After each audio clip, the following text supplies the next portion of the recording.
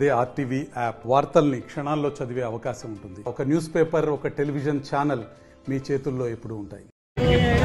ఎన్నికల తర్వాత ఆయన ఇదే అంబేద్కర్ వచ్చి రాజ్యాంగ నిర్మాత అంబేద్కర్ వచ్చి ఎన్ని యాక్సిడెంట్లు చూపెట్టని చెప్పండి. ప్రేమసాగరం చూపెట్టని చెప్పండి. అక్కడి నుంచి అది లక్ష్మీ ఇక్కడ దాకా ఎన్నికల తర్వాత డిసెంబర్ 3 తర్వాత నాకు చూపెట్టమని చెప్పండి. ఎవరైనా ఒక్కరైనా పాపం ఎవరు దెబ్బలు దాకలేదు, ఏం దాకలేదు. అసలు అబద్దాలు ఆడుతున్నాయని ఇది మంచిగా జంక్షన్. ఇక్కడ ఎలాంటివి లేవు, సిగ్నల్స్ లేవు. ఇది మున్సిపల్ ఇంజనీర్ ఎవరో చెప్పింది కాదు. ఇక్కడ మున్సిపల్ డబ్బు మున్సిపల్ ఇంజనీర్ చేసిన ప్రతిపాదన లోపల ఏం పెట్టాలని మా ప్రతిపాదన కావచ్చు. కానీ దీన్ని రూపకల్పన ఎంత రోడ్ ఏం పెట్టాలని మరొక మాట కూడా ఇది కంచేస్తుంటాడు. బండ్లు పోతేనే ఇంకా 3 మీటర్లు పెరుగుతుంది. శ్రీనివాస్ గారి దాకా 3 మీటర్లు పెరుగుతుంది. ఇది అబద్ధాల. ఇవన్నీ దివాకర చేసింది కూలగొట్టాలి. నువ్వు కూలగొట్టు. కానీ 2028లో కాంగ్రెస్ పార్టీ తెలంగాణ గడ్డ మీద బొంద పెట్టుడు ఖాయం. ఈ మండల గడ్డ మీద అంబేద్కర్ సాక్షిగా మళ్లీ బీఆర్ఎస్ జెండా ఇక్కడ ఎగురుతుంది. అక్కడ కేసీఆర్ గారు ముఖ్యమంత్రి అవుతారు.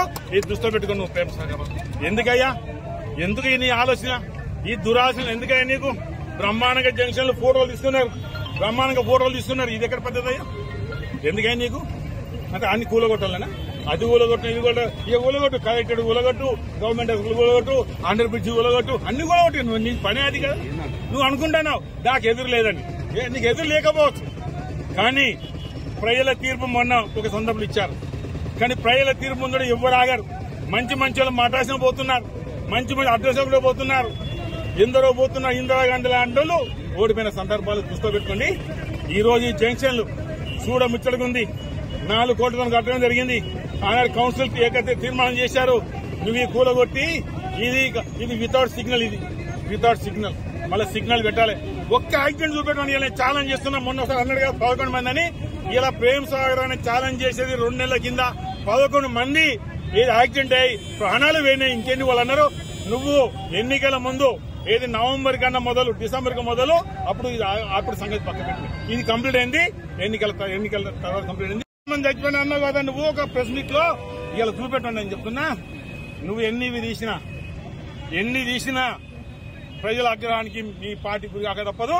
నువ్వు కూడా మళ్ళీ ఎమ్మెల్యేగా 28లో నీకు ఈ గడ్డ మీద పుట్టిన బిడ్డలు కూడా నీకు గుణపాఠం చెప్తారు. మిమ్మల్ని చిత్తు ఓడిస్తారని. మరిన్ని వీడియోస్ కోసం ఛానల్ ని సబ్స్క్రైబ్ చేయండి. లేటెస్ట్ అప్డేట్స్ కోసం వాట్సాప్ ఛానల్ ని ఫాలో చేయండి. అండ్ లింక్ డిస్క్రిప్షన్ లో ఉంది.